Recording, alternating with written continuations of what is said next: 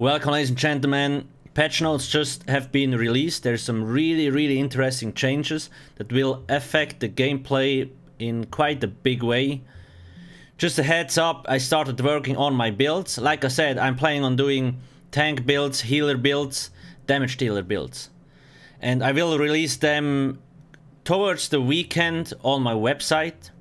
And once early access goes live, I will start creating my builds.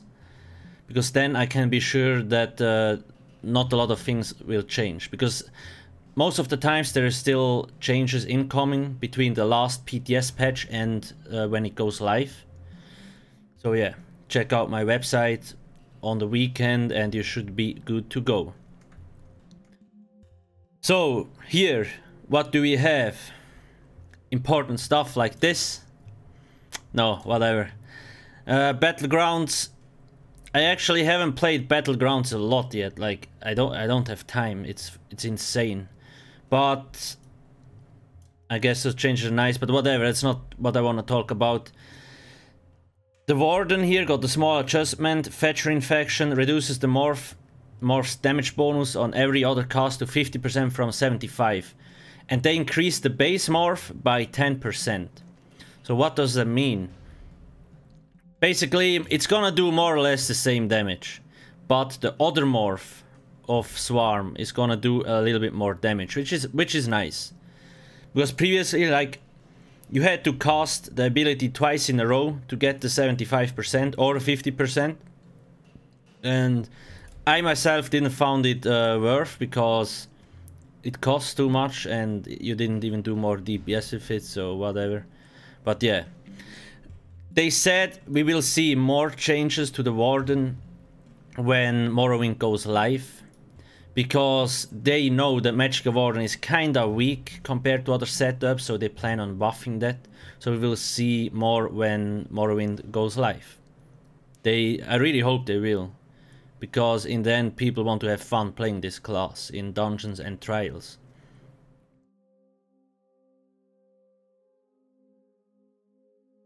I really would love to talk about Halls of Fabrication, but I'm not allowed to. I mean, they release patch notes, but I can't talk about them. Sad face. Now here is where it gets interesting. The combat and gameplay changes. So most of those changes are really cool, and some are a little bit over the top. Increases the damage of light attacks by 15%. So that's really nice. 15% is a really cool amount. And they decrease the damage of heavy attacks by 15%. That's also really nice. Now, why is this good? First off, most of my builds get a buff because I mostly have light attack builds. But no, that's not it. Classes like, or setups like Magicka Nightblade and Magicka Dragon Knight, they have insane light attack damage. And with this buff, in trials, they will now get like 7 to 10k light attack DPS from only light attack. Maybe a little bit less or even a little bit more, but this is insane. Magicka Nightblade is actually gonna be pretty strong next patch with all those changes. We will get into them later. And decreases the damage of heavy attacks by 15%. So this is nice because heavy attacks, like I said, they kind of overperformed. So this is a nice change. Increase the resource restored by fully charged heavy attacks by 30%. So this here is the only thing I really disagree with, because 30% is too much. First off, in PvE, if you use tenacity in champion points, you get 25% increased resource return from heavy attacks.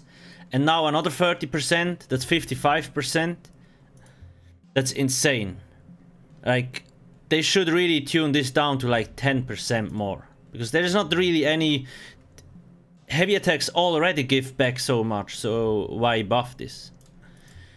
This is actually pretty good for Werewolf. I know not many people play, but I really like Werewolf. I'm still sad that it got nerfed with the animation cancelling changes like 5 patches ago. But whatever, this is nice, maybe better sustain. Another thing, PvP. Like, everybody's gonna run heavy attack builds. Because 30% is so much. So in PvP, you can even get more. Because if you're in heavy armor gives you another 25% more resource return from heavy attacks. So you have 55% and another 25%. You have 80% increased resource return from heavy attacks. That's insane. That's why I say this is too much. They need to tune it down to 10% and then I think we are good. Reduce the cast time of fully charged bow heavy attacks by 10%. Now this is cool. They just recently changed bow attacks a little bit because previously you could charge the bow heavy attack and keep it. But now once it's fully charged it automatically releases. I kinda dislike the change because if you wanna play a kind of a hunter setup in solo, PvE or PvP, you wanna charge the bow heavy attack and wait for the right moment to release it, right? But with the change in the last patch, where the heavy attack automatically goes off, they kind of killed this playstyle, which I just don't like it. But whatever. They decrease the time a little bit to charge it, so that's nice. Reduce the cast time of fully charged flame and frost heavy attacks by 12.5%. So this is cool, especially because they only say flame and frost. Shock stuff is gonna remain the same. Shock stuff is basically so strong, like they have insane splash damage. That's why everybody's running shock stuff, basically. So it's really nice to see that they noticed this and didn't decrease the time to charge it. To fully charge shock heavy attack. That's cool.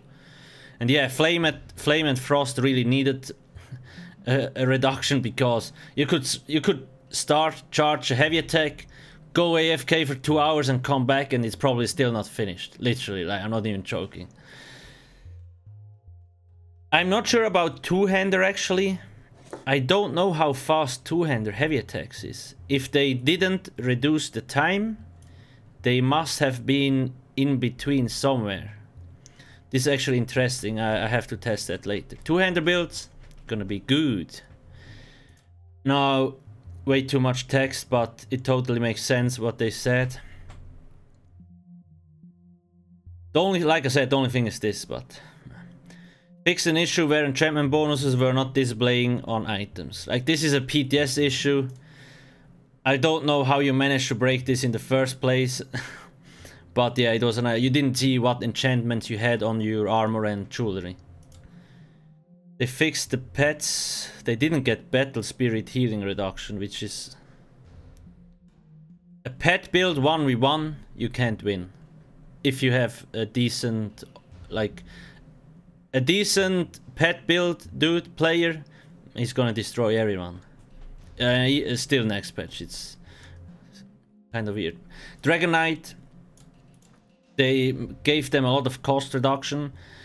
So Magicka Dragon Knight in PvP, it's already strong in Homestead and it's gonna be even stronger. Like, they received a lot of buffs. It's gonna be really strong. It's probably one of the hardest setups to play, but when you know how, it's gonna hit hard. Now, Jesus. Nightblade, so Magicka Nightblade in PvE, it's gonna be good. I'm telling you. The light attack increase, and then the Grim Focus change. Like, I personally don't play a lot Magicka Nightblade because I only have a Kashyyyk Nightblade, and that doesn't fit well with a Magicka setup, sadly. Unless you're a role player, then it probably doesn't matter. So now what they did, increase the amount of light and heavy attacks need to obtain a bow proc to 5 from 4, and you can now fire multiple Assassin's Will bow procs from a single cast of this ability. So this is an insane buff for PvE. I don't know about PvP, because people like to time it with other abilities. Well, you probably still can time it, but you need to be more careful. So what this does, basically at the moment, you need to activate the Assassin's Will. You do 4 light attacks, and the icon changes, and you need to press it again, and the bow like the bow proc will shoot and hit the enemy. And then you need to recast it. But now this here means it automatically fires and you don't need to recast it. So that's insane. Which means you have time to cast more other abilities, like more abilities. It's really good. Sure, you need now 5 light attacks, but doesn't matter. It's gonna be a huge buff to this skill. The only thing I'm really worried about is I hope we don't get stuck in animation. Like sometimes when you shoot the bow and you want a weapon swap, it doesn't work. So I really hope it doesn't lock us down. But we will see when we test it. Zorks. Fix an issue where this morph's heal ability could heal through walls. Yeah, that's good. Basically got the Breath of Life treatment. What? Before Breath of Life, you also could heal through walls. So what people did is like, there's a wall here. Your healer is here and your damage dealer is fighting on this side. And the healer just could Breath of Life through here, no problemo. And they kind of fixed that, and they also made this now for a Twilight Matriarch, which is good. Still, Zorks, like the pets need adjustment. The pets overperform so much, it's completely insane. Both in PvP and PvE. And I also think they have too big shields. Like, I tried Magicka Zork in PvE recently and I run around with 60k shields. If I want to, like, it's too much. Templar. Yeah, whatever. Now this here is cool. So they did a really good job with stamina builds, this patch. Like they really buffed them in a lot of ways. And they also made two-hander viable, so there's some really cool stuff. Forceful, this passive ability now deals splash damage to 3 targets, up from 2. And the splash damage has been increased to 50% from 25%. This is nice, this is nice. I'm not sure how much this affects PvP, but in PvE this is a huge buff. Now if I understand this correctly, you hit the target and it goes to 3 other dudes. Maybe I'm wrong, maybe it only hits 3 in total. So every time you do a light attack, it gives 50% splash damage, similar to the shock heavy attacks, right? From the shock stuff, but this is just for light attacks. This is really cool. And they just recently buffed the brawler or cleave or carve, I can't remember. So this is gonna be really cool. Blade Cloak increased the area effect damage reduction of this ability and its morphs to 25% from 20%. Now in the last video I made a mistake. I say damage over time, but I actually meant area of effect. I don't know what brain malfunction or something. I didn't even realize it till somebody pointed it out on the comments. I'm like, what? Okay. So it's AoE damage reduction, not damage over time, obviously. So those kind of things. I also want to touch about on the subject a little bit in terms of stamina. Some people mentioned this to me, like the brawler or like one of the two-hander carve morphs gives a small shield, right? And I said like two-hander needs some more damage mitigation. I still think it would be nice to have some small damage mitigation, but two-hander with this cleave or carve brawler morph, every time you hit the enemy you get like a 1.5k or 2k shield. So in trash fights it's actually pretty strong. Every time you hit 5 to 6, 7 enemies you get like a 15 to 20k shield. This is really good actually. So two-hander has this cool shield and dual wield now has the AoE damage reduction. So I guess it's actually pretty well balanced. And in general I think Zenimax did a very well job actually with stamina setups to kind of make them more viable for all kind of content. That's basically it. Yep. So again, biggest changes in this. We have to do a lot more testing now because it doesn't look like it's a lot of changes, but it's quite huge. So once again, you will see it on my website probably towards the weekend. Maybe not all builds at once, but I tried to get out as many as possible, obviously. Now make sure to subscribe here so you know when I upload more videos. And if you have any questions or suggestions, or like what do you think about those changes, just post a comment in the comment section down below. Thank you for watching and have a nice day. Cheers.